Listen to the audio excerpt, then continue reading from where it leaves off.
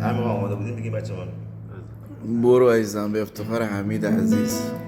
تقدیم به همه تون با عشق. عزیزی حمید خان گل. عزیزی حمید دلسوز. کجای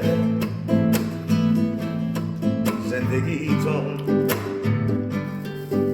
تو کجای زندگیمی، یه سؤال بی جوابن، پرسشی کنگ و قدیمی. می مردم باید تا دل گیری کردن تو شل و گل، نین بارونی بشورت حل بکنی درد و مشکل. تو حقیقت می خیالم، تو خود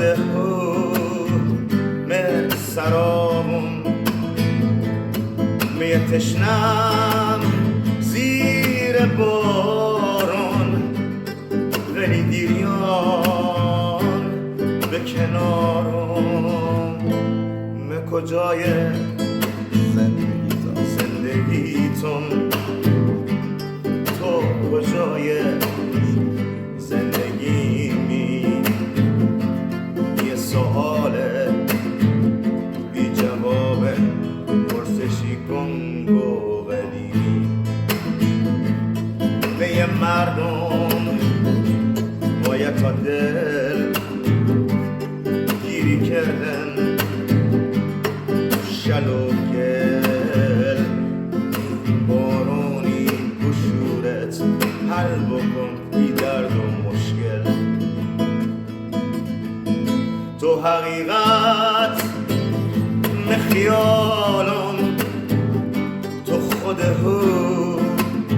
به سرابم، می تشنم زیر بارون، ولی دیریان به کنارم.